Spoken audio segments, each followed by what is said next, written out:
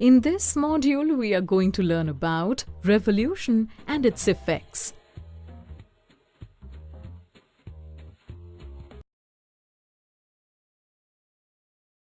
You are aware of the two movements of the Earth taking place simultaneously. The two movements are rotation and revolution. While Earth is rotating, it is also revolving, that is, moving around the Sun in its orbit. It takes 365 1/4 days to make a revolution.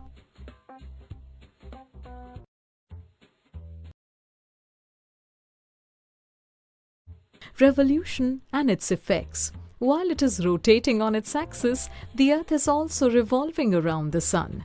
The Earth takes a fixed path or route to move around the Sun at a speed of 30 kilometers per second. This path is the orbit. Like the Earth, all other planets move around the Sun in their own orbits, and the time taken to move around the Sun varies depending on their distance from the Sun.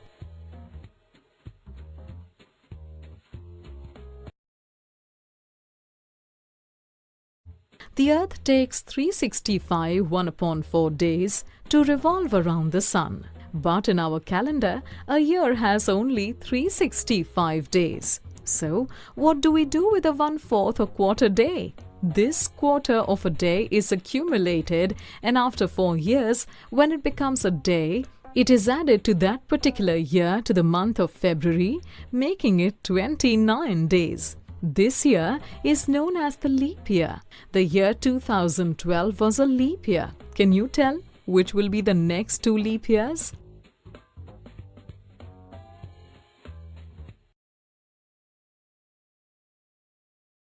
Did you know the Moon revolves around the Earth and takes a little over 27 days to complete one such revolution?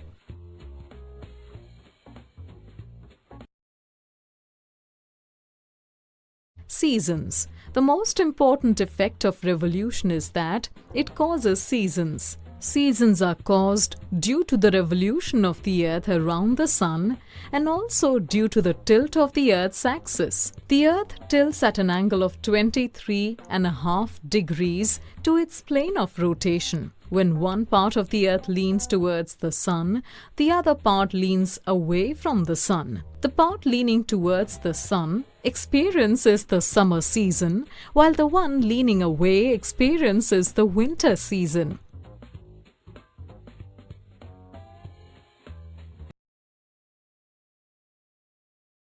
There are 4 main seasons that the Earth experiences: summer, winter, spring, and autumn. When the northern hemisphere experiences summer, the southern hemisphere will have winter and vice versa. Twice a year, the sun shines directly overhead the equator during equinoxes and once on each tropic during the solstices. Equi means equal and nox means night. So, equinox means equal day and night. Sol means sun, and solstice means the standing still of the sun.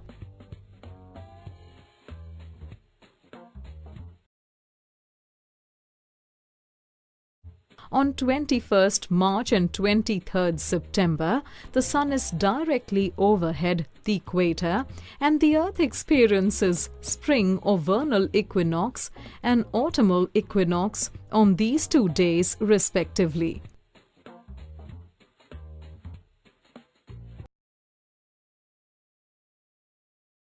On 21st June, when the sun is shining directly overhead the Tropic of Cancer and the northern hemisphere is tilted towards the sun, it experiences summer solstice. The number of hours of daylight goes on increasing as we move to the north, and beyond the Arctic Circle, there is 6 months of continuous daylight. All the places in the northern hemisphere have their longest day on this date.